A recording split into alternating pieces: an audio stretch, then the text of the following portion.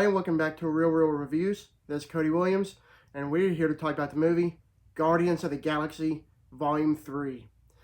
If I sound any different than normal, I do apologize, but I'm in the process of recovering from a sinus infection, and it's terrible. Anyways, this is the newest addition to the Marvel Cinematic Universe and sequel with everyone's favorite intergalactic team of misfits. It is also supposed to be the final film of the trilogy, and I've always enjoyed watching these movies that involve the Guardians of the Galaxy since their first live-action appearance back in 2014. Either way, I just got done watching the movie and I'm ready to talk about it. The movie story follows the Guardians of the Galaxy as they are reeling from the loss of Gamora and adjusting to life on Nowhere when parts of Rocket's past resurface. In order to protect him, Peter Quill must lead the Guardians on a dangerous mission that could leave the team dissolving if they fail.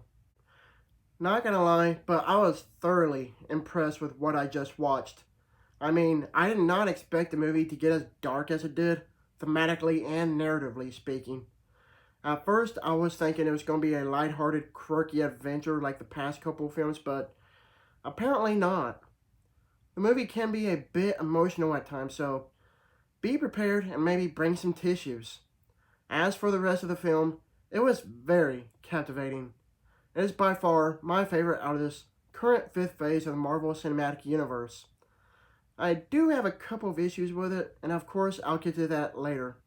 For now, I want to talk about what the movie does a fantastic job at, which all includes the writing, the special effects, cinematography, the acting, and the ever so amazing action scenes.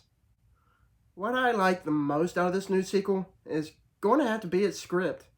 Written by James Gunn himself, I really appreciated what he did with all the characters and their respective development throughout the movie. The film is centrally focused on Rocket's character and his very tragic backstory, but it was nice seeing everyone getting their own story arc. Since we're on the subject of the characters, I thought everyone was fantastic, and that all includes the returning characters and newcomers.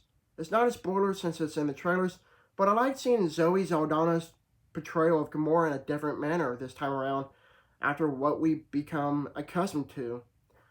One major standout that I really enjoyed was Chikwudi Iwuji as the film's main antagonist, the High Evolutionary.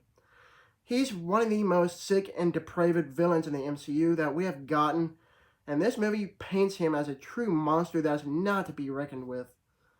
You want to hate the character, but you love the actor. Also, I really enjoyed Will Poulter's portrayal of Adam Warlock, who's like the secondary antagonist, so to speak. Visually speaking, both the special effects and cinematography were pretty top-notch. I know it's a CGI fest of a film, but whatever practical or CGI effects were used to make the movie were flat-out phenomenal. When it comes to the cinematography, the camera work involved was pretty cool. There are a lot of beautifully framed shot scenes throughout the movie, but one in particular that really is worth talking about is this hallway fight scene during the film's climax. The way the camera was used during that scene was awesome. It definitely gives Daredevil's hallway fight scene a run for its money. That brings me to my next point, the exhilarating action scenes. I don't even know how else to describe them, other than saying that they're all bigger and better than anything else that we've gotten in any of the other Guardians of the Galaxy movies. As the last chapter of the trilogy, let's just say that this movie goes all out on the action. Sure enough, it doesn't go without saying that this movie isn't perfect. Myself included, along with any other person that deems themselves animal lovers, will find this movie hard to watch.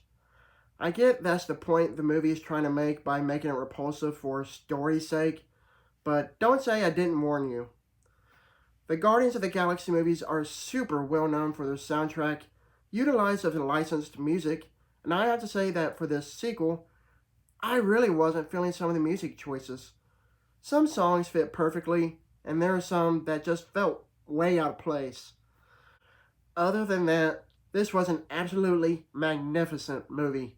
Overall, The Guardians of the Galaxy Volume 3 is a movie that can go out on a limb and call it the best of the trilogy. As the more mature film of the series with higher stakes, it happens to break the formula of past Marvel films to not have unnecessary comedy in every single scene, which I thought was very nice. Yes, there are a couple post-credit scenes, so as always, make sure to stick around after the movie's over. While this may not be a perfect movie, but it's pretty close to it, I give this movie an A. Thank you for watching, and don't forget to like and subscribe to my channel to keep up with my real reviews.